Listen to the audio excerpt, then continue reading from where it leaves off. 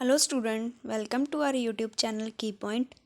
जैसे कि आप सबको पता है, हमने ईटीटी कैडर के लिए जो बैच स्टार्ट किया हुआ था, उसमें हम हिंदी सब्जेक्ट में जो भाषा, लिपि और वर्ण विचार टॉपिक कर चुके थे।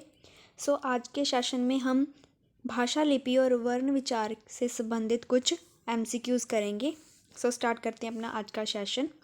सबसे पहला क्वेश्चन है, हिंदी किस परिवार की भाषा है? हिंदी किस परिवार की भाषा है?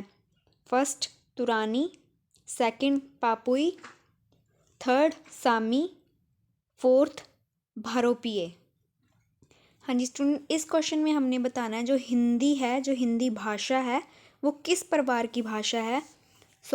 हिंदी है जो वो भारोपीय जो परिवार है, उस परिवार की भाषा है। नेक्स्ट क्वेश्चन, भाषाई आधार पर सर्वप्रथम किस राज्य का गठन हुआ था?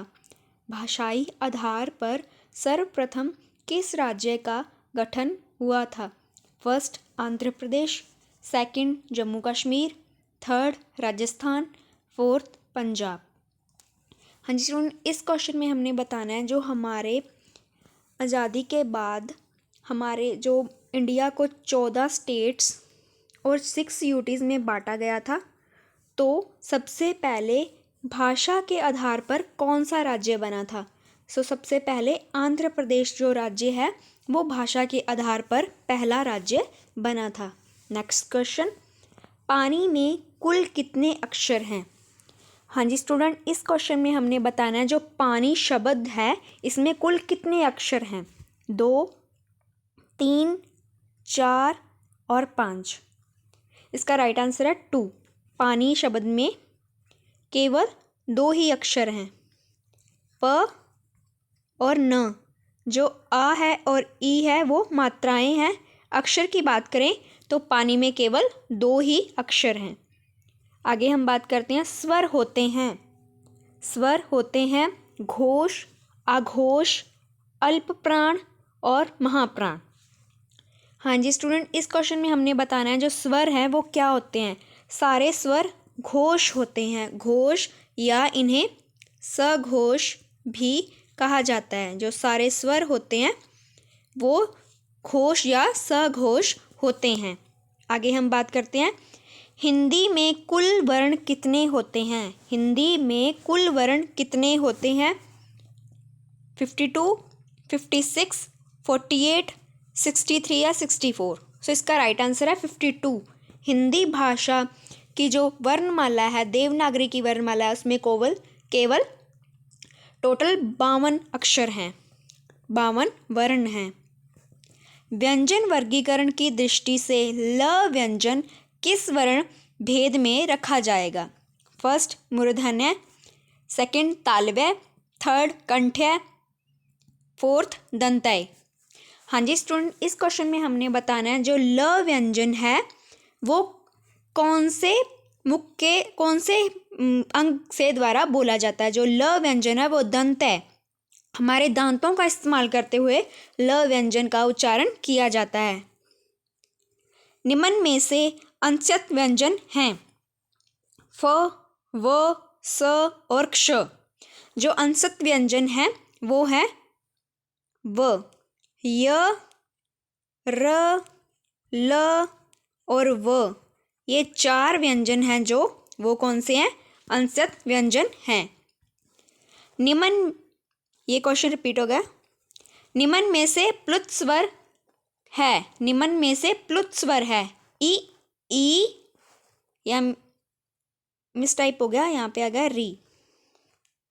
री और उपरोक्त सभी। प्लुत स्वर एक ही है, कौन सा है? री। इसका राइट आंसर आएगा थर्ड ऑप्शन, री। संघर्षी ध्वनियां हैं। हाँ जी स्टूडेंट, इस क्वेश्चन में हमने बताना है संघर्षी ध्वनियां कौन सी हैं।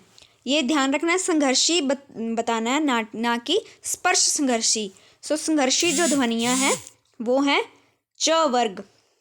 जो च वर्ग है वो कौन सी संघर्षी ध्वनियां हैं?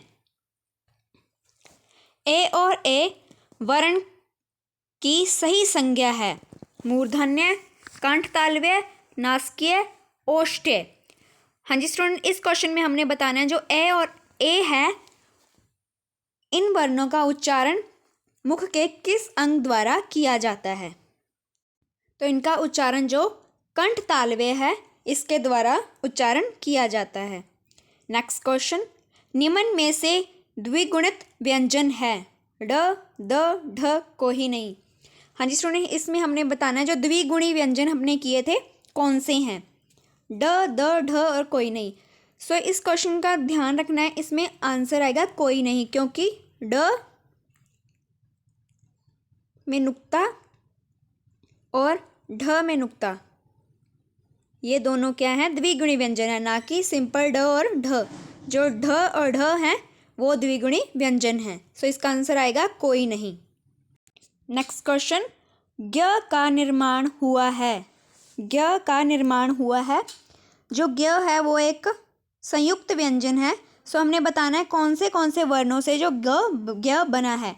ज्ञ बना है ज, ण और अ से। सो इसका राइट आंसर आएगा ज, ण और अ। नेक्स्ट क्वेश्चन, विसर्ग किस ध्वनि के अंतर्गत आता है, विसर्ग किस ध्वनि के अंतर्गत आता है। सबसे पहले हम ये जान लेते हैं विसर्ग होता है क्या है। विसर्ग अंग जो होता है वो होता है विसर्ग। ये कौन सा है, विसर्ग, जिसका हम इन शब्दों, ऐसे शब्दों में लिखने के प्रयोग करते हैं, जैसे दुख,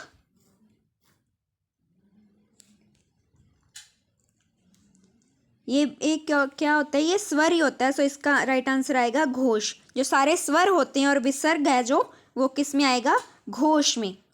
नेक्स्ट क्वेश्चन, वह वर्ण का उच्चारण स्थान है, वह वर्ण का उच्चारण स्थान है, कंठ तालु, दंतोष्ठ, दंतालु। सो इसका राइट आंसर आएगा दंत तालु। नेक्स्ट क्वेश्चन, किस तिथि को हिंदी को राजभाषा बनाने का निर्णय लिया गया था। जो 14 सितंबर है, 14 सितंबर 1952 को हिंदी को राजभाषा बनाने का निर्णय लिया गया था। या मिस टाइप है, 1952 आएगा।